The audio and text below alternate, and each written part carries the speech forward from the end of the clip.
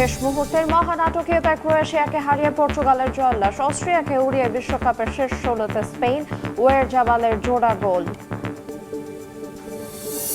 5 থেকে 7টার মতো মারছে বড় অস্ত্র। টেকনাফে আবারও বাসা বাড়ি কেঁপে উঠছে। বিকট আওয়াজ আমরা নদীর এপারেও পাচ্ছি। মিয়ানমারের অভ্যন্তরীণ সংঘাতে কাঁপছে কক্সবাজার সীমান্ত, আতঙ্কে স্থানীয়রা। নতুন করে রোহিঙ্গা ঢলের সংখ্যা দেখছেন না বিশ্লেষকরা, সতর্ক বিজিবি কোস্টগার্ড। তরুণদের মধ্যে আশঙ্কাজনক হারে বাড়ছে কলোরেক্টাল ক্যান্সার, বছরে 3% হারে বাড়ছে রোগী। স্বাস্থ্যসম্মত জীবনযাপন ও খাবার গ্রহণে গুরুত্ব দিচ্ছেন বিশেষজ্ঞরা। এবং ইউরোপ আমেরিকার মন্দায় কমে গেছে রফতানি আয়, আশানুরূপ ক্রয়াদেশ না পাওয়ায় গার্মেন্টসে আয় কমেছে $1 বিলিয়ন। জুনে মাসিক বৈদেশিক আয়ের নতুন রেকর্ড।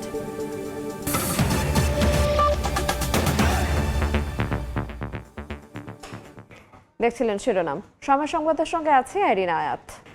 ক্রিস্টিয়ানো রোনালদোর আক্ষেপ ঘোচানোর দিনে নাটকীয় জয় পেয়েছে পর্তুগাল। রোনালদোর পর শেষ মুহূর্তে গোনসালো রামোস ম্যাজিককে ক্রোয়েশিয়াকে 2-1 গোলে হারিয়ে রাউন্ড অফ 16-এ সেলেস্কাও।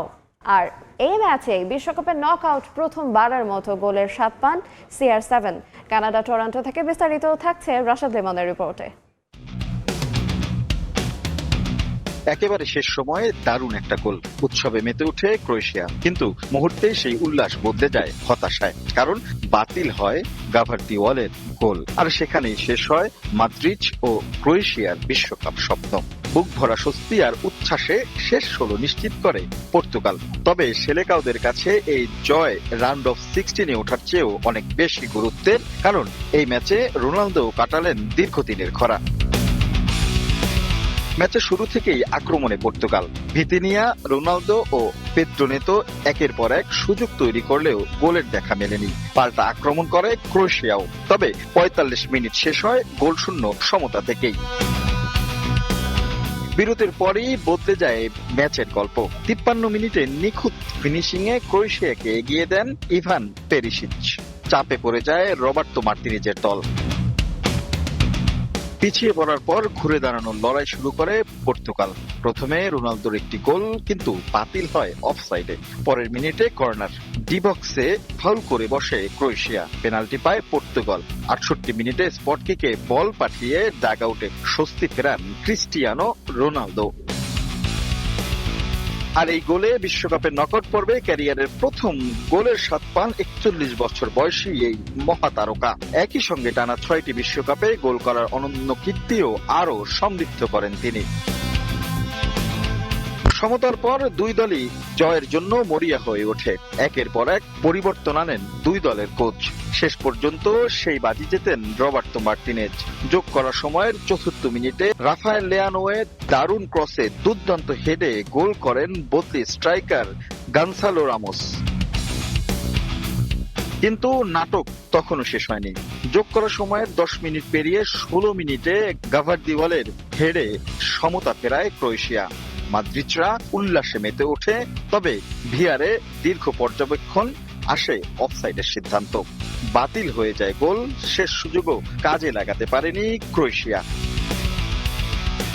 2-1 গোলের শ্বাসরুদ্ধ জয় নিয়ে শেষ 16 নিশ্চিত করে পর্তুগাল। এই জয় ছিল শুধুই নকআউটে ওঠার নয়, ছিল আবেগেরও। প্রয়াত ফরওয়ার্ড ডিয়াগো জোতার মৃত্যুবার্ষিকীর দিনে জয় তুলে নিয়ে তাকে স্মরণ করে পুরো পর্তুগিজ দল। রাউন্ড অফ 16-এ তাদের প্রতিপক্ষ স্পেন। টানটার উত্তেজনার এই ম্যাচে প্রত্যাশিত জয় তুলে নিলেও CR7-এ খুব একটা মন ভরেনি তার সমর্থকদের। তারা বলছে নিজের ক্যারিয়ারের শেষ এই বিশ্বকাপে কাপ হাতে তুলে নিয়েই নিজে শেষবারের মতো উদযাপন করবেন এই তারকা। রাশেদ লিমন, সময় সংবাদ, টরন্টো, কানাডা। এর আগে অস্ট্রিয়াকে উড়িয়ে দিয়ে শেষ 16 টিকিট নিশ্চিত করল স্পেন। 2010-এর চ্যাম্পিয়নদের ঘোচানো ফুটবলের সামনে 3-0 গোলে হারল অস্ট্রিয়া। লামিন ইয়ামালের ম্যাজিক না দেখতে পারলেও ওয়েরজাবালের জোড়া গোলে নকআউটে লুই দা লা ফুন্তের দল। সময় যত গড়াচ্ছে ততই যেন ছন্দ খুঁজে পাচ্ছে স্পেন ফুটবল। বিশ্বকাপ ওপেনিংয়ে কেপো ভার্দের বিপক্ষে ড্র করার পর এই দল নিয়ে বড়সড় একটা হতাশাই জন্ম নিয়েছিল ভক্তদের। তবে যেভাবে স্প্যানিশরা ঘুরে দাঁড়ালো তাতে নতুন করে আশার সঞ্চার হয়েছে সমর্থকদের মাঝে। 28 বছর পর বিশ্বকাপ খেলতে এসে নকআউট পর্বের প্রথম ম্যাচেই কঠিন পরীক্ষার মুখে অস্ট্রিয়া। স্পেনের গোছালো ফুটবলের সামনে খুব একটা কাজ করেনি রাফ র্যাঙ্কিং এর কৌশল। ম্যাচ মোমেন্টাম নিজেদের পক্ষে নিয়ে নেয়া স্পেন প্রথম গোলের দেখা পায় 39 মিনিটে। কুকুরোয়ার পাস থেকে গোল করেন ওয়েরজাবাল। লিড নিয়ে বিরতিতে যায় 2010-এর চ্যাম্পিয়নরা। দ্বিতীয়ার্ধে খেলতে নেমেও আক্রমণের ধারা বজায় রাখেন ফুয়েন্তের শিষ্যরা। দুই উইং ধরে তাদের ক্রমাগত আক্রমণে দিশেহারা হয়ে পড়ে অস্ট্রিয়া, যে সুযোগ কাজে লাগিয়ে 66 মিনিটে ব্যবধান দ্বিগুণ করে লা রোহা। এবার স্কোরশিটে নাম তোলেন পোরো। বায়নার বাড়ানো বল থেকে গোল করতে মোটেও ভুল করেননি এই রাইট ব্যাক। 2 গোলে পিছিয়ে পড়ে ম্যাচে ফেরার আর কোনো উপায় ছিল না অস্ট্রিয়ার, যদিও তারা চেষ্টা করেছে একেবারে শেষ মুহূর্ত পর্যন্ত। কিন্তু সোফাই স্টেডিয়ামে আবারও প্রথম গোলের পুনরাবৃত্তি। লেফট উইং ধরে আসা কুকুরের পাস দ্বিতীয়বারের মতো অস্ট্রিয়ার জালে পাঠান ওয়েরজাবাল। ম্যাচের বাকি অংশে কোনো চমক উপহার দিতে পারেনি অস্ট্রিয়া। 3-0 ব্যবধানের জয়ে বিশ্বকাপের রাউন্ড অফ 16 নিশ্চিত করে স্পেন। তবে ম্যাচ শেষে স্প্যানিয়ার্ডরা মাঠ ছাড়ে লামিন ইয়ামাল ম্যাজিক দেখতে না পারার হতাশা নিয়ে। পুরো ম্যাচ জুড়ে একক আধিপত্য বিস্তার করলেও লামিন ইয়ামালের গোলের প্রতীক্ষা ছিল তাদের সমর্থকরা। তবে 3 বিশ্বকাপ পরে নকআউট জিতে শেষ 16তে যাওয়াতে সমর্থকরা বেশ উল্লাসিত। লস্কর আল মামুন, সময় সংবাদ, লস অ্যাঞ্জেলেস স্টেডিয়াম, যুক্তরাষ্ট্র। বিশ্বকাপের রাউন্ড অফ 16 নিশ্চিত করে উল্লাসে ভাসছে স্পেনের সমর্থকরা। লামিন ইয়ামাল গোল না পেলেও বিশ্বকাপে তার আরও চমক দেখতে পারবে বলে বিশ্বাস ভক্তদের। আর এবার দ্বিতীয়বারের মতো বিশ্বকাপ জিতবে স্পেন, এমনটাই প্রত্যাশা সমর্থকদের। লস অ্যাঞ্জেলেসের এই সোফাই স্টেডিয়াম আমাকে কেন যেন একটু নস্টালজিক করে ফেলছে। 2010 বিশ্বকাপ, অর্থাৎ দক্ষিণ আফ্রিকা যে বিশ্বকাপটি ছিল সেখানে ফিরে যেতে ইচ্ছে করছে। সেই বিশ্বকাপে স্পেন গ্রুপ পর্বটা ভালোভাবে পার হলেও নকআউট ফেজে খুবই শেকি ছিল। 1-0 ব্যবধানে বলা যায় মোটামুটি সবগুলো ম্যাচ জিতে ফাইনালে গিয়েছিল এবং তারা বিশ্বকাপটা জিতেছিল। এবারের বিশ্বকাপটাও কিন্তু স্পেনের মোটামুটি ঠিক সেরকমই হয়েছে বা হচ্ছে। যদিও নকআউট ফেজে তারা অস্ট্রিয়ার বিপক্ষে 3-0 ব্যবধানের জয় পেয়েছে, কিন্তু প্রথমে কেপ ভার্দের বিপক্ষে ম্যাচ ড্র করার পর পরবর্তীতে উরুগুয়ের সঙ্গে মাত্র 1-0 ব্যবধানে জয়ের পর অনেকে হয়তো ভেবেছিল এই স্পেন দলটা সামনের দিনে আসলে কতটুকু যাবে, কিন্তু না, যতই সময় যাচ্ছে এই দলটা যেন আরো দুর্দান্ত হয়ে উঠছে। তার একটা প্রমাণ অস্ট্রিয়ার বিপক্ষে ম্যাচ দুর্দান্ত পারফর্ম করেছে তারা। 3-0 ব্যবধানের জয় নিয়ে এখন পরের পর্বের ছক করছে, যেখানে তাদের জন্য অপেক্ষা করছে Portugal. We had an amazing time. This was my first one from the World Cup. My husband goes through all of them. 3 more goals rest of the tournament for him, I think. 3-0 গোলে হইছে গোল। 3-0 গোলে স্পেনের একক আধিপত্য ছিল খেলাতে। I love the match, bro. It was my dream come true coming to a World Cup match. আজকের ম্যাচে যেভাবে পারফর্ম করেছে স্পেন, তাতে তারা আবারও নতুন করে স্বপ্ন বুনতে শুরু করেছে। যদিও সামনের পথটা অনেক কঠিন, তারপরেও তাদের প্রত্যাশা স্পেন ভালো করেই পরের রাউন্ডে যাবে, অর্থাৎ রাউন্ড অফ 16 পেরিয়ে তারা ধাপে ধাপে বিশ্বকাপের পরে যে রাস্তাগুলো আছে সেগুলো পরিষ্কার করবে। You know, he's such a young player and it's his first World Cup. খুবই ভালো হয়েছে। লামিন ইয়ামাল গোল করতে পারলে আরো ভালো হতো। Lamine needs to show up a little more, I believe. He's good, but he needs to show up a little better. Pedri also. They're playing good, but they need to do a little more. I think they're doing a great job and they're going to do an amazing job and it's going to be great. Spain এবং Argentina এই দুটো দলকে এক কাতারে রাখলে মনে হয় ভুল হবে না, কারণ দুটো দলের কৌশল অনেক ক্ষেত্রেই ম্যাচ করে। অনেকেই বলেছেন যে আর্জেন্টিনা যদি এবারে বিশ্বকাপ চ্যাম্পিয়ন হয় বা স্পেন যদি বিশ্বকাপ চ্যাম্পিয়ন হয় তাহলে তারা অবাক হবে না। তারা দুটো দলকেই সাপোর্ট করছে, তবে কোর স্প্যানিশ যারা তারা কিন্তু স্পেনকেই এগিয়ে রাখছে এবারের চ্যাম্পিয়নশিপের জন্য।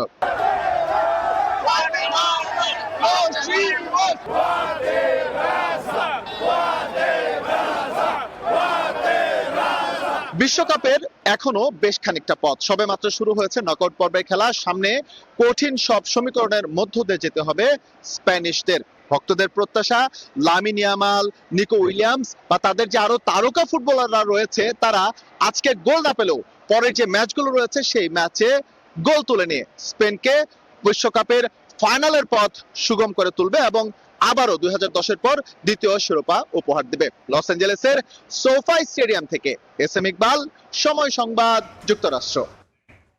কেপ ভার্দের বিপক্ষে ম্যাচে অনন্য কীর্তি গড়তে যাচ্ছে আর্জেন্টাইন বস লিওনেল স্ক্যালোনি। এই ম্যাচে দায়িত্ব পালন করলে আর্জেন্টিনার কোচ হিসেবে 100তম ম্যাচ পূর্ণ করবে মেসিদের প্রিয় এই কোচ। আর তার অধীনে আরও একটা জয়ের স্বপ্নে বুথ আলবেসিলেস্তে ভক্তরা। যুক্তরাষ্ট্রের মায়ামি থেকে বিস্তারিত সাজিদ মুস্তাহিদের রিপোর্টে। 2018 সালে যখন লিওনেল স্ক্যালোনিকে আর্জেন্টিনা জাতীয় ফুটবল দলের দায়িত্ব দেওয়া হয়েছিল, সে সময় পুরো আর্জেন্টিনা জুড়ে হয়েছিল ব্যাপক সমালোচনা। আর্জেন্টিনার ফুটবল ঈশ্বর দিয়েগো ম্যারাডোনা পর্যন্ত সমালোচনা করেছিলেন লিওনেল স্ক্যালোনি এবং আর্জেন্টিনা ফুটবল অ্যাসোসিয়েশনের। কিন্তু এএফএ আস্থা রাখে স্ক্যালোনির ওপর। দায়িত্ব পাওয়ার 1 বছর পর স্ক্যালোনি দলকে নিয়ে যান কোপা আমেরিকায়। সেবার শিরোপা জিততে না পারলেও তৃতীয় হয়ে টুর্নামেন্ট শেষ করে লিওনেল মেসিরা। এর 2 বছর পর অবশেষে অবসান হয় আর্জেন্টিনার দীর্ঘ 28 বছরের অপেক্ষার। প্রথমবারের মতো জাতীয় দলের জার্সিতে কোনো শিরোপা স্পর্শ করেন লিওনেল মেসি এবং আর্জেন্টিনা জিতে কোপা আমেরিকা শিরোপা। আর এর পরের অংশটুকু তো ইতিহাস হয়ে আছে। 2022-এ ফিনালিসিমে, এরপর কাতারে প্রথমবারের মতো বিশ্বকাপ জেতেন লিওনেল মেসি। এরপরও 2024-এ কোপা আমেরিকা জিতেছে আর্জেন্টিনা।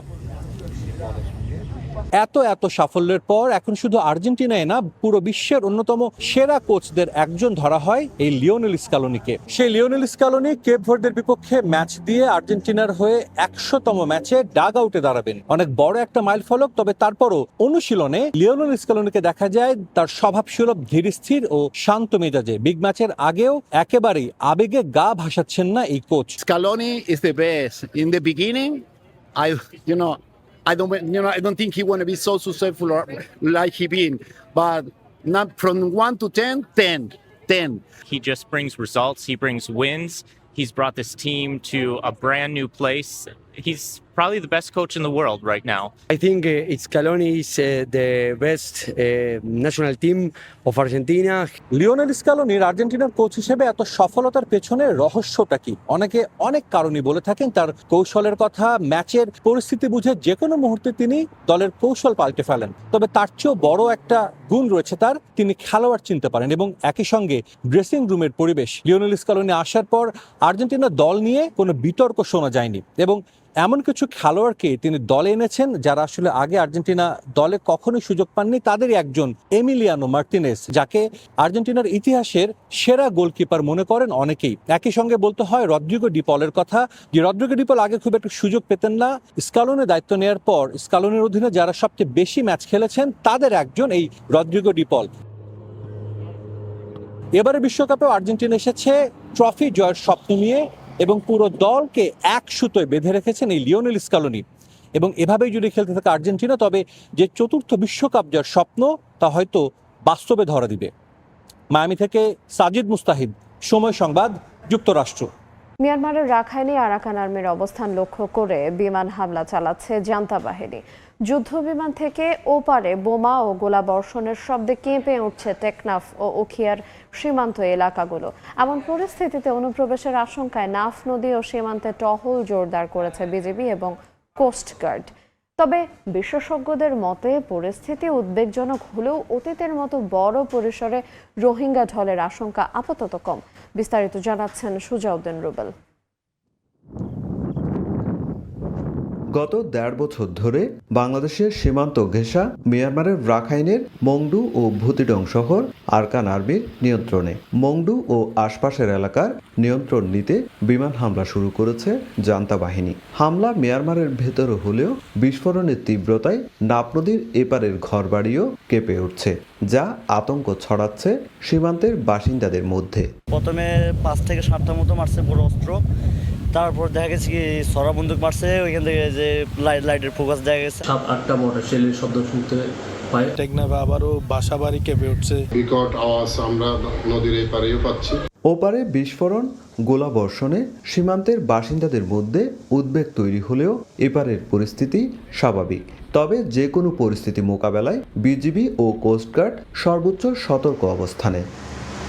অতীতের সংঘাতের প্রভাবে বাংলাদেশকে আশ্রয় দিতে হয়েছে লাখ লাখ রোহিঙ্গাকে। তবে এবার তেমন বড় ধরনের ঢলের আশঙ্কা দেখছেন না অভিবাসন ও শরণার্থী বিশেষজ্ঞরা। তাদের মতে মিয়ানমারের জান্তা ও আরকান আর্মির মধ্যে সংঘর্ষ সীমান্তে আরও কাছাকাছি চলে এলে পরিস্থিতির অবনতি ঘটতে পারে। যদি রোহিঙ্গারা এখানে আসার সম্ভাবনা থাকে, সেটার কারণে আগাম তথ্য নিশ্চয়ই সরকারের কাছে থাকতে পারে এবং বিশেষ করে আমাদের যে গোয়েন্দা সংস্থা এবং নিরাপত্তা বাহিনীরা আছে সেটার একটা আগাম প্রস্তুতি। কিন্তু সেখানে খুব বেশি মানুষ আসবে বলে আমাদের মনে হয় না। প্রশাসনের দাবি, রোহিঙ্গা অনুপ্রবেশ ঠেকাতে সীমান্তে বিজিবি ও কোস্টগার্ড নজরদারি বাড়িয়েছে। পাশাপাশি আতঙ্কিত না হতে সীমান্তবাসীকেও আশ্বস্ত করা হয়েছে।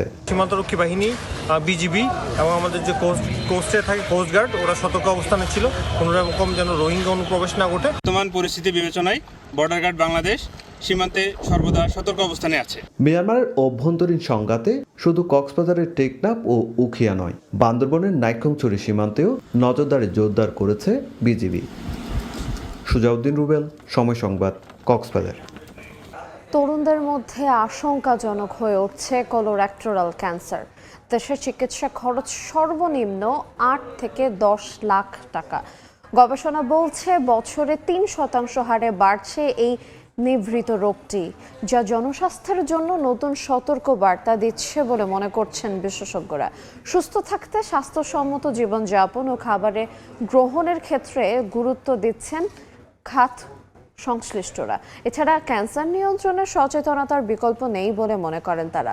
কাজল আব্দুল্লাহর রিপোর্ট। আশঙ্কাজনক হারে 20 থেকে 40 বছর বয়সীদের মধ্যেও ছড়াচ্ছে কলোরেক্টাল ক্যান্সার। একসময় 50 বছরের বেশি বয়সীদের মধ্যে মিলত এই দুরারোগ্য ব্যাধি, তবে এখন আর বাধা নেই নির্দিষ্ট বয়সের ফ্রেমে। স্বাস্থ্য বিশেষজ্ঞদের মতে আধুনিক জীবনযাপনে অভ্যস্ত হয়ে পড়ছে তরুণ প্রজন্ম। পাশাপাশি বিশেষ করে প্রক্রিয়াজাত খাবারের স্বাদ ও রুচিতে ভিন্নতা আনলেও ক্ষতির মাত্রা বাড়াচ্ছে কয়েক গুণ। রেস্তোরাঁয় নানা অনুষঙ্গ দিয়ে তৈরি এসব খাবার দিচ্ছে আশঙ্কাজনক বার্তা। অন্যদিকে খাদ্য উৎপাদনে অতিরিক্ত রাসায়নিক কীটনাশক ব্যবহার, খাদ্য সরবরাহের ধাপে ধাপে অস্বাস্থ্যকর দ্রব্য মেশানোর কারণেই নীরবে অনিয়ন্ত্রিত হয়ে উঠছে ক্যান্সার। ফুডের যে chain, supply chain, that means কৃষকরা যেখান থেকে উৎপাদন করছে সেই মাটি, তারপরের ধাপে ফড়িয়া, তারপরে ফ্যাক্টরি, তারপরে প্রিজারভেশন, এইভাবে হয়ে হয়ে যতগুলো স্টেজ আছে, এই সমস্ত স্টেজ যদি আমরা সেফ বা নিরাপদ না রাখতে পারি তাহলে কিন্তু আমাদের এই যে ফুডজনিত যে সমস্ত ডিজিজ, তার মধ্যে ক্যান্সার একটা আপনি যেটা বললেন সেটা কিন্তু হতেই থাকবে। গবেষণা বলছে বছরে 3% হারে 30 থেকে 49 বছর বয়সীদের মধ্যে বাড়ছে কোলোরেক্টাল ক্যান্সার। পরিবারের অন্যান্য সদস্যদের আক্রান্তের ইতিহাস এবং সাধারণ লক্ষণকে গুরুত্ব না দেয় বাসা বাঁধতে পারে এই রোগ। কোলোরেক্টাল ক্যান্সারের ক্ষেত্রে আসলে লক্ষণগুলো প্রথমে শুরু হয় খুব স্বাভাবিক কিছু সিমটম দিয়ে আমরা পাই আর কি। এর মধ্যে যেটা হতে পারে সেটা হচ্ছে পেট ভরা ভরা লাগে, হ্যাঁ, হজমে সমস্যা দেখা দেয়, মলত্যাগের অভ্যাসে পরিবর্তন। এটা কেমন? এটা অনেক সময় দেখা যায় যে ডায়রিয়া হচ্ছে, অনেক সময় কনস্টিপেশন, কোষ্ঠকাঠিন্য দেখা যায়, কিছুদিন ডায়রিয়া থাকছে, কিছুদিন কোষ্ঠকাঠিন্য থাকছে। বাংলাদেশে একটু ডিফারেন্ট পিকচারও কিন্তু পাই। ইয়াং গ্রুপের মাঝে 30 অ্যান্ড অ্যাবাভ, 30 থেকে 40-45-এর মাঝে কিন্তু প্রচুর কোলোরেক্টাল পেশেন্ট আমাদের কাছে কিন্তু আসেন। কোলোরেক্টাল ক্যান্সার চিকিৎসায় সর্বনিম্ন ব্যয় 8 লাখ টাকা। প্রাথমিক পর্যায়ে শনাক্ত করা গেলে সুস্থ হওয়া সম্ভব বলছেন এই বিশেষজ্ঞ। একজন কোলন ক্যান্সারের রোগীর ক্যান্সারের যত চিকিৎসা পদ্ধতি রয়েছে, যেমন আপনার কেমোথেরাপি, সার্জারি, রেডিওথেরাপি, সবগুলোই রাখতে পারে। সবগুলো যদি একজন পেশেন্টের লাগে, আমরা ধরে নিতে পারি এটি যদি প্রাইভেট সেন্টারে কোথাও করে 7 থেকে 8 লাখ টাকা ন্যূনতম তার খরচ পড়ে যাবে। আর্লি স্টেজে যদি ধরা পড়ে সুস্থ হওয়ার অনেক ভালো এবং তখন খরচ অনেক কমে আসে। ক্যান্সার সচেতনতায় বয়স 45 হলে নিয়মিত মেডিকেল পরীক্ষার অংশ হিসেবে রক্ত পরীক্ষা ও পায়খানার মাধ্যমে রক্ত যাচ্ছে কিনা তা বছরে একবার পরীক্ষার পরামর্শ চিকিৎসকদের। কাজল আব্দুল্লাহ, সময় সংবাদ, ঢাকা। খাল বাঁচাও কর্মসূচির আওতায় পরিষ্কার করা হচ্ছে গুলশান লেকের আবর্জনা। সকালে ঢাকা উত্তর সিটি কর্পোরেশন ও গুলশান সোসাইটির উদ্যোগে ফুড স্টেট বাংলাদেশের এই কর্মসূচি করছে। ঢাকার বিভিন্ন অপরিচ্ছন্ন জলাশয় ও খাল পরিষ্কারের অংশ হিসেবে এই কর্মসূচি চলছে। ফুডস্টেপের 500-র বেশি পরিচ্ছন্নতা কর্মী এতে অংশ নেন। গুলশান বনানী লেক ব্রিজ এলাকায় দুর্গন্ধ থেকে মুক্তি পেতে লেক পরিষ্কারের দীর্ঘদিনের দাবি ছিল এলাকাবাসীর। বিকেলে এই কর্মসূচিতে অংশ নেওয়ার কথা রয়েছে পরিবেশ, বন ও জলবায়ু পরিবর্তন প্রতিমন্ত্রী এবং ঢাকা উত্তর সিটি কর্পোরেশনের প্রশাসক সহ ঊর্ধ্বতন কর্মকর্তাদের।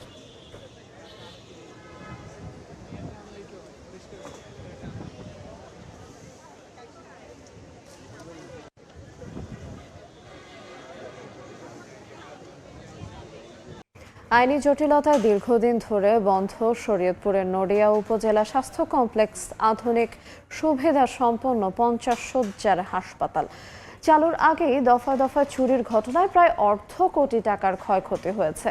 হাসপাতালটির কার্যক্রম বন্ধ থাকায় অরক্ষিত অবস্থার সুযোগ নিয়ে একটি চক্র মূল্যবান যন্ত্রপাতি লুট করে নিয়ে গেছে। তবে দায় নিতে চাচ্ছে না স্বাস্থ্য বিভাগ বা নির্মাণকারী প্রতিষ্ঠান। বিএমএস ট্রাফেলের তথ্য এবং মিলন খানের ছবিতে থাকছে রিপোর্ট। সবশেষ কয়েকদিন আগেও হাসপাতালের বিভিন্ন কক্ষের তালা ভেঙে জেনারেটরের কয়েল, এসি এবং অন্যান্য গুরুত্বপূর্ণ যন্ত্রাংশ সহ প্রায় 34 থেকে 35 লাখ টাকার মালামাল চুরি করা হয়। এর আগেও কয়েকবার চুরি হলেও শক্ত কোনো পদক্ষেপ নেয়নি কোনো কর্তৃপক্ষ। ফলে কয়েক দফা চুরি হওয়ায় ক্ষতির পরিমাণ এখন প্রায় অর্ধ কোটি টাকা। স্বাস্থ্য অধিদপ্তরের আওতায় 2020-21 অর্থবছরে প্রায় 51 কোটি টাকা ব্যয় নড়িয়া পৌরসভার বৈশাখীপাড়া এলাকায় নির্মাণ শুরু হয় এই 4 তলা বিশিষ্ট হাসপাতালটির ভবন। মূল ভবনের পাশাপাশি চিকিৎসক ও নার্সদের জন্য পৃথক আবাসন সহ আরও 5টি ভবন নির্মাণ করা হয়েছে। এতে আধুনিক চিকিৎসা সুবিধার পাশাপাশি 5 শয্যার একটি আইসিইউ ইউনিটও রয়েছে। 2024 সালের 20 সেপ্টেম্বর হাসপাতালটির উদ্বোধনের কথা থাকলেও স্থানীয় এক ব্যক্তির স্থানান্তর সংক্রান্ত মামলার কারণে তা স্থগিত হয়ে যায়। হাসপাতাল কর্তৃপক্ষ জানায় ভবনটি এখনও আনুষ্ঠানিকভাবে হস্তান্তর না হওয়ায় শুরুতে ঠিকাদারি প্রতিষ্ঠানের তত্ত্বাবধানে নিরাপত্তা ব্যবস্থা ছিল। পরে জাতীয় নির্বাচন উপলক্ষে সেখানে অস্থায়ী সেনা ক্যাম্প স্থাপন করা হয়। তবে নির্বাচন শেষে সেনা সদস্যরা সরে গেলে ভবনটি আরও অরক্ষিত হয়ে পড়ে। আর এই সুযোগেই সংঘবদ্ধ চক্রটি চুরির ঘটনাটি ঘটায়। লক্ষ লক্ষ কোটি টাকার মালামাল চুরি হয়েছে, আরও যে চুরি হবে না এটা কোনো গ্যারান্টি নেই। যারা এর সাথে সম্পৃক্ত আছে, জড়িত আছে, দুই পক্ষকেই তদন্তের মাধ্যমে আইনের আওতায় আনা উচিত। সরকার যদি এই হাসপাতালটা এদিকে একটু নজর দিত তাহলে আমাদের জন্য অনেক সুবিধা হইতো। এদিকে দায়িত্ব নিয়ে দেখা দিয়েছে ধোঁয়াশা। জেলা সিভিল সার্জন জানিয়েছেন ভবনটি তাদের কাছে স্থানান্তর করা হয়নি। অপরদিকে স্বাস্থ্য প্রকৌশল অধিদপ্তর জানায় তাদের কাজ ছিল নির্মাণ শেষ করা, পরবর্তী দায়িত্ব সিভিল সার্জনের। হাসপাতাল স্থানান্তরের বিরুদ্ধে রিট করেছে মহামান্য হাইকোর্টে, এটা বিচারাধীন প্রক্রিয়া আছে। ফলে এটা হস্তান্তর গ্রহণ এবং হস্তান্তর দেওয়া দুটোই সম্ভব হচ্ছে না। ফলে নতুন হাসপাতাল ভবনটি ব্যবহার করা সম্ভব হচ্ছে না। চুরির ঘটনার পরপরই থানায় সাধারণ ডায়েরি করা হয়েছে। আর এই ঘটনা তদন্ত করে প্রয়োজনীয় আইনগত ব্যবস্থা নেওয়া হবে বলে জানিয়েছে প্রশাসন। বিভিন্ন যন্ত্রাংশ খুলে নিয়ে গেছে, যারা কর্তৃপক্ষ আছে তারা মামলা দেওয়ার জন্য প্রস্তুতি নিচ্ছে বলে আমাকে জানিয়েছে। নড়িয়া উপজেলার প্রায় 3.5 লাখ মানুষের স্বাস্থ্যসেবা দিতে তৈরি হয়েছিল আধুনিক এই হাসপাতালটি। সময় সংবাদ, শরীয়তপুর। ঠিকাদার এবং কর্তৃপক্ষের দর কষাকষিতে প্রায় 2 যুগ ধরে ঝুলে আছে টাঙ্গাইল বাসাইল উপজেলা স্বাস্থ্য কমপ্লেক্স ভবনের নির্মাণ কাজ। এতে চিকিৎসা সেবা থেকে বঞ্চিত প্রায় 2.5 লাখ মানুষ। তবে দ্রুত সমস্যার সমাধান করে ভবনের পুনর্নির্মাণের আশ্বাস কর্তৃপক্ষের। কাদের তালুকদারের তথ্য এবং রাশেদ খানের ছবিতে রিপোর্ট। 21 বছর ধরে এভাবে পরিত্যক্ত অবস্থায় পড়ে আছে ভবন। চিকিৎসার পরিবর্তে চলে মাদক সেবীদের আড্ডা। টাঙ্গাইলের বাসাইল 50 শয্যার উপজেলা স্বাস্থ্য কমপ্লেক্সটির অবকাঠামো নির্মাণের অভাবে পূর্ণাঙ্গ স্বাস্থ্যসেবা থেকে বঞ্চিত হচ্ছেন প্রায় 2.5 লাখ মানুষ। নামে মাত্র চিকিৎসা ব্যবস্থা চালু থাকলেও অপারেশন ও রোগ নির্ণয়ের পরীক্ষার জন্য যেতে হয় বেসরকারি ক্লিনিক বা প্যাথোলজিতে। অন্যদিকে 27 জন চিকিৎসকের বসার জন্য নেই পর্যাপ্ত জায়গা। এক রুমে গাদাগাদি করে বসে ব্যবস্থাপত্র দেয়ায় রোগীদের পাশাপাশি বিব্রত হন চিকিৎসকরাও। এটা সার্জারি ডাক্তার নাই, এখন বললো টাঙ্গাইল যাইতে হবে সার্জারি ডাক্তারে। পিকনিকে। একটু বড় ধরনের ঠান্ডা লাগলে তো টাঙ্গাইল যাইতে হয়। আমরা চাই যে ভালো সেবা দেখ সবারই।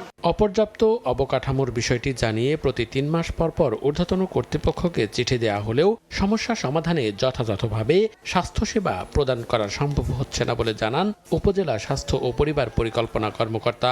এই ব্যাপারে বারবার কথা হচ্ছে, ওনাদেরকে জানানো হচ্ছে, ওনারাও আসলে এই ব্যাপারে এখন পর্যন্ত কোনো রকমের কোনো আশানুরূপ কোনো ব্যবস্থা নিতে পারেননি বা ওই রকম কোনো আশা আমাকে দেখাননি। শুধু ভবন হলেই হবে না, সাথে আমার যে পূর্ণাঙ্গ জনবল সেটা আমার লাগবে। সেটা যদি আমরা পাই তাহলে অবশ্যই জনগণের যে আকাঙ্ক্ষা কাঙ্ক্ষিত সেবা সেটা আমরা দিতে পারবো। তবে অসমাপ্ত ভবন, চলাচলের রাস্তা সহ ড্রাইভার ব্যারাক, গ্যারেজ এবং বৈদ্যুতিক সাব স্টেশনের জন্য আরও 4 কোটি টাকার কাজ প্রক্রিয়াধীন বলে জানান জেলা স্বাস্থ্য প্রকৌশলী। আগে ঠিকাদারের চুক্তি বাতিল এবং নতুন কাজ পুনরায় এস্টিমেট করে আমাদের যে ইনকমপ্লিট কাজ আছে এটা নতুন অর্থ বরাদ্দ নিয়ে পুনরায় বাস্তবায়নের জন্য কার্যক্রম চলমান আছে। 2005 সালে 5 কোটি টাকা ব্যয়ে বাসাইল উপজেলা স্বাস্থ্য কমপ্লেক্সটির অবকাঠামো নির্মাণ কাজ শুরু হয়। সময় সংবাদ, টাঙ্গাইল। রাজধানীর কারওয়ান বাজারে সপ্তাহ ব্যবধানে 20 টাকা বেড়েছে ব্রয়লার আর সোনালী মুরগির দাম। তবে কেজিতে 2 টাকা কমেছে সব ধরনের চালের দাম।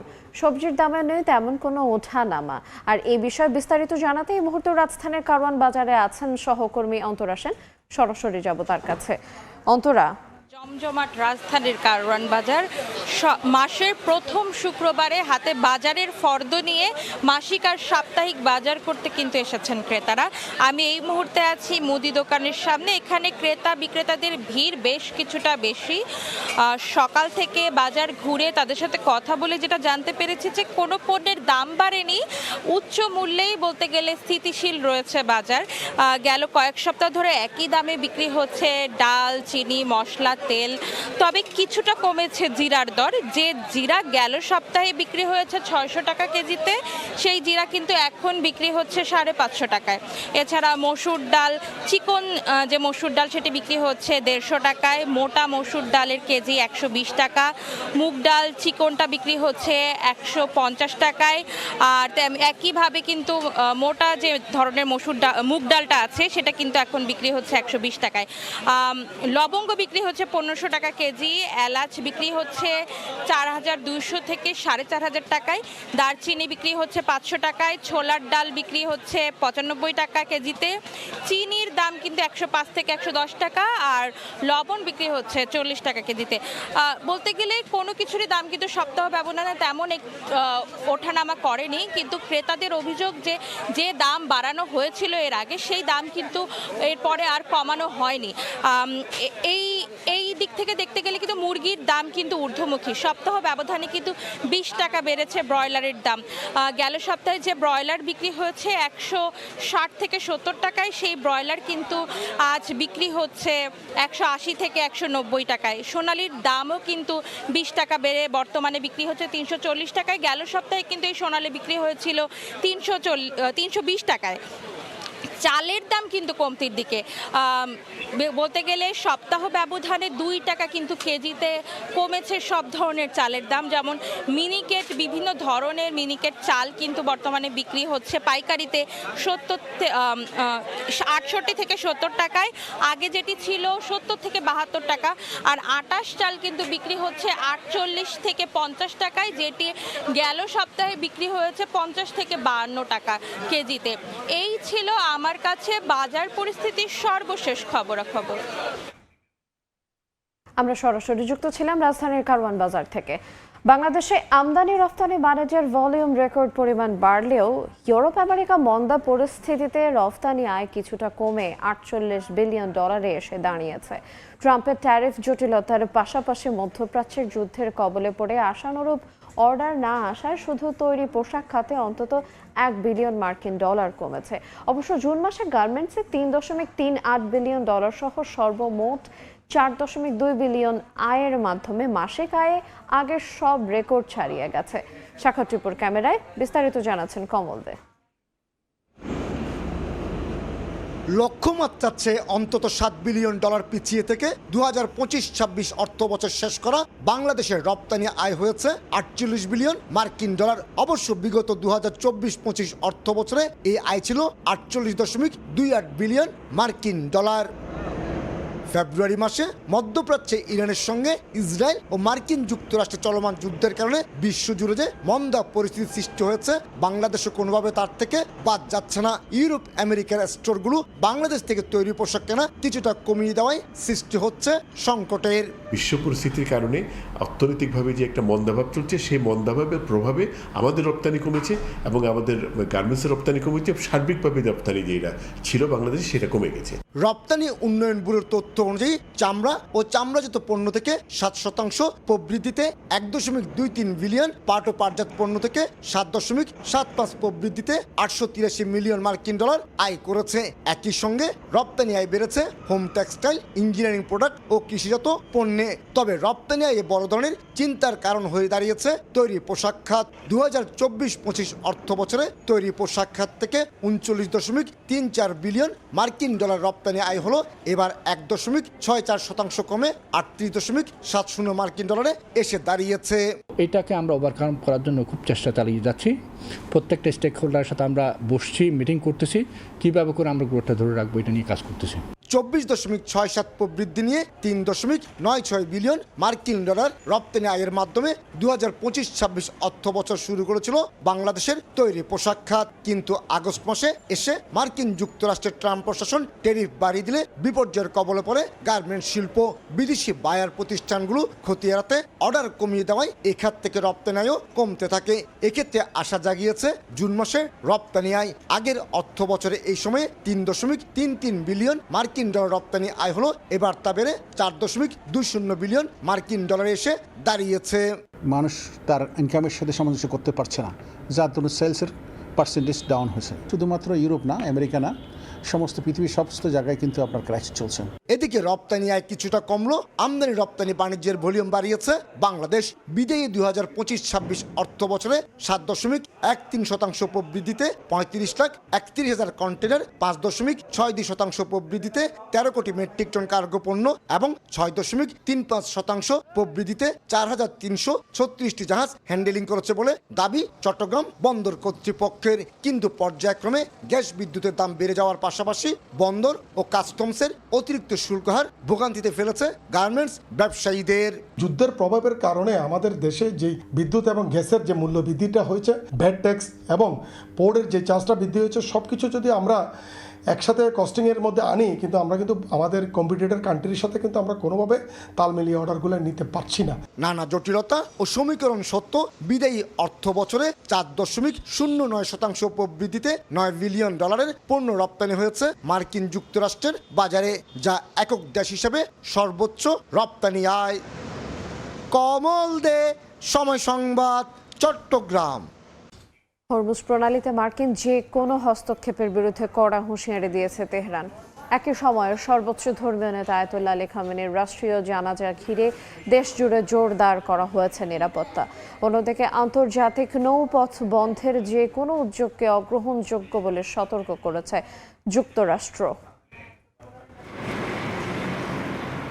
ইরানের সর্বোচ্চ নেতা আয়াতুল্লাহ আলী খামেনির রাষ্ট্রীয় জানাজাকে কেন্দ্র করে দেশ জুড়ে কঠোর নিরাপত্তা ব্যবস্থা জোরদার করা হয়েছে। 4 জুলাই তেহরানে শুরু হবে জানাজার আনুষ্ঠানিকতা, যা 9 জুলাই মাশহাদে দাফনের মাধ্যমে শেষ হবে। এ উপলক্ষে তেহরান, কুম ও মাশহাদ সহ কয়েকটি শহরে আকাশপথে অস্থায়ী বিধিনিষেধ জারি করা হয়েছে। নিরাপত্তা বাহিনীকে রাখা হয়েছে সর্বোচ্চ সতর্ক অবস্থানে। জানাজা ঘিরে বৃহস্পতিবার সন্ধ্যায় তেহরানের রাস্তায় নামেন হাজারো মানুষ। রাজধানীর বিভিন্ন এলাকায় শোক ও শ্রদ্ধা জানাতে জড়ো হন সাধারণ নাগরিকরা। দেশটির রাষ্ট্রীয় গণমাধ্যম জানিয়েছে 7 জুলাই কুম শহরে বিশেষ শোক অনুষ্ঠান হবে। এছাড়া ইরাক সহ আরও কয়েকটি দেশেও স্মরণ ও শোক অনুষ্ঠানের আয়োজন করা হয়েছে। রাষ্ট্রীয় জানাজার প্রস্তুতির মধ্যেই যুক্তরাষ্ট্র ও ইসরায়েলকে কড়া হুঁশিয়ারি দিয়েছে তেহরান। ইরানের খাতাম আল আম্বিয়া কেন্দ্রীয় সদর দফতরের কমান্ডার আলী আবদুল্লাহি বলেছেন, দেশের বিরুদ্ধে যে কোনো হামলা বা উস্কানির জবাব কঠোর ও তাৎক্ষণিকভাবেই দেয়া হবে। একই ধরনের সতর্কবার্তা দিয়েছেন পররাষ্ট্রমন্ত্রী আব্বাস আরাকচিও। এদিকে হরমুজ প্রণালী নিয়েও বাড়ছে উত্তেজনা। ইরান জানিয়েছে এই কৌশলগত নৌপথে যুক্তরাষ্ট্রের কোনো হস্তক্ষেপ সহ্য করা হবে না। জবাবে জাতিসংঘ নিরাপত্তা পরিষদের জরুরি বৈঠকে মার্কিন প্রতিনিধি মাইক ওয়ালস বলেন, আন্তর্জাতিক নৌপথ বন্ধের কোনো উদ্যোগ গ্রহণযোগ্য নয়। এর মধ্যে জাতিসংঘ মহাসচিব আন্তোনিও গুতেরেসের সঙ্গে ফোনে আঞ্চলিক পরিস্থিতি নিয়ে আলোচনা করেছেন ইরানের পররাষ্ট্রমন্ত্রী আব্বাস আরাকচি। এদিকে ধীরে ধীরে স্বাভাবিক হচ্ছে তেহরানের কূটনৈতিক কার্যক্রম। অস্ট্রিয়া 1 জুলাই থেকে তেহরানে তাদের দূতাবাসের নিয়মিত কার্যক্রম পুনরায় চালু করেছে। তবে কনসুলার সেবা কবে থেকে শুরু হবে তা পরে জানানো হবে বলে জানিয়েছে ভিয়েনা। পর্যবেক্ষকদের মতে সামরিক উত্তেজনা অব্যাহত থাকলেও সমান্তরালভাবে কূটনৈতিক যোগাযোগ চালিয়ে যাওয়ার চেষ্টা করছে সংশ্লিষ্ট পক্ষগুলো। নাসরিন রুমি, সময় সংবাদ। 2026 থেকে 28 মেয়াদের শিল্পী সমিতি নির্বাচনের ভোট গ্রহণ শুরু হয়েছে। আর এই মুহূর্তে এফডিসিতে আছেন সহকর্মী ফারদিন মাঝহার, সরাসরি যাচ্ছি তার কাছে। ফারদিন, 2026 থেকে 28 মেয়াদের শিল্পী সমিতি নির্বাচনের ভোট গ্রহণ প্রক্রিয়া শুরু হয়ে গেছে। ঠিক সকাল 9:30টার পরপরই ভোটাররা ভোট দিতে শুরু করেছেন। এখন পর্যন্ত আমরা দেখতে পেরেছি নির্বাচনের পরিবেশ খুব সুষ্ঠু রয়েছে, কোনো ধরনের অনাকাঙ্ক্ষিত পরিস্থিতি এখনও তৈরি হয়নি। এবং আমরা আরও কথা বলে জানতে পেরেছি নির্বাচন কমিশনারের কাছ থেকে যে এখন পর্যন্ত নির্বাচনের পরিবেশ খুবই সুষ্ঠু রয়েছে। যে কোনো ধরনের অপ্রীতিকর ঘটনা এড়াতে আইনশৃঙ্খলা রক্ষাকারী বাহিনী মোতায়েন করা হয়েছে। এবং আমরা যদি আরেকটু বলি যে এবার নির্বাচনে কিন্তু দুটি প্যানেল প্রতিদ্বন্দ্বিতা করছে, সেটা নিয়ে যদি আমরা বলি তাহলে দুটি প্যানেলে রয়েছে। একটি প্যানেলের সভাপতি রয়েছে ফাইটার প্রযোজক আরমান খান এবং সভাপতি পদ এবং সাধারণ সম্পাদক পদে রয়েছেন রোমানা ইসলাম মুক্তি, এবং অন্য প্যানেলে রয়েছে সভাপতি পদে শিবা শানু এবং সাধারণ সম্পাদক পদে রয়েছেন জয় চৌধুরী।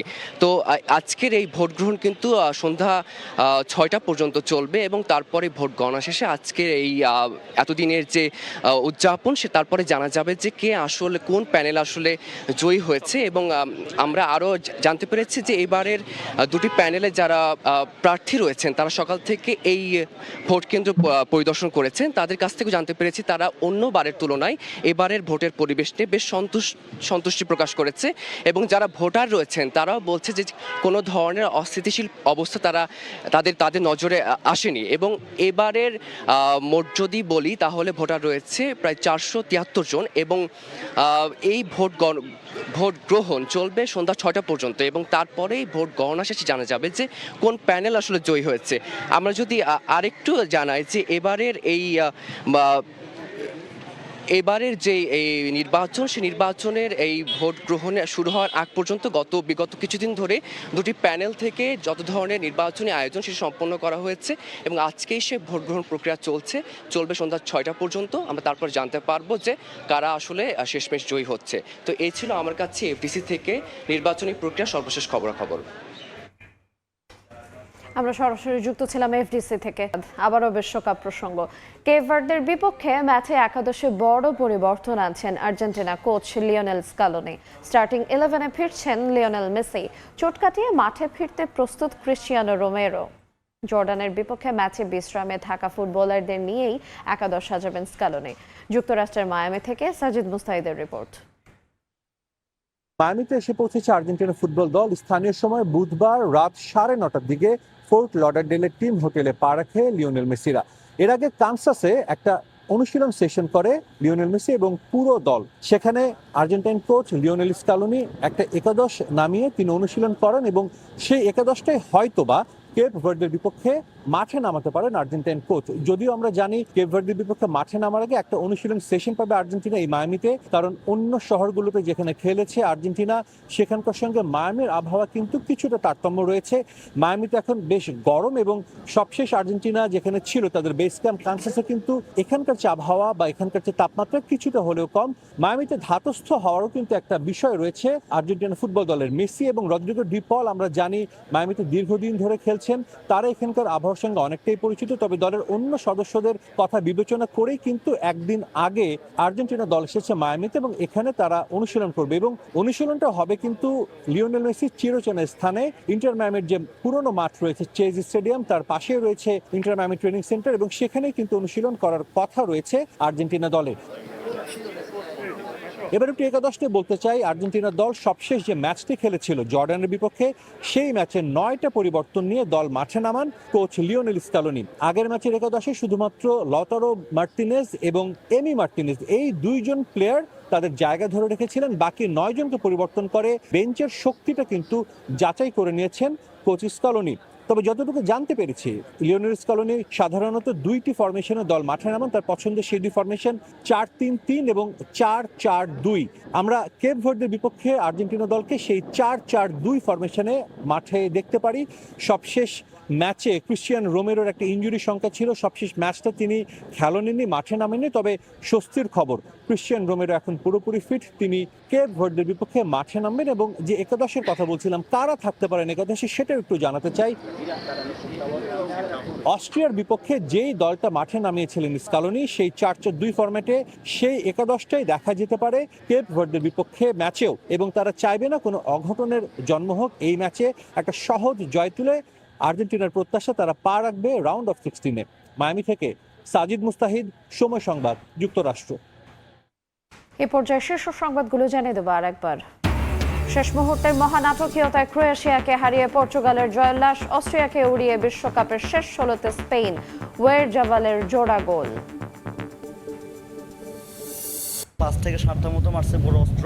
টেকনাফে আবারও বাসা বাড়ি কেঁপে উঠছে, বিকট আওয়াজ আমরা নদীর এপারেও পাচ্ছি। মিয়ানমারের অভ্যন্তরীণ সংঘাতে কাঁপছে কক্সবাজার সীমান্ত, আতঙ্ক স্থানীয়রা। নতুন করে রোহিঙ্গা ঢলের সংখ্যা দেখছেন না বিশ্লেষকেরা, সতর্ক বিজেপি কোস্টগার্ড।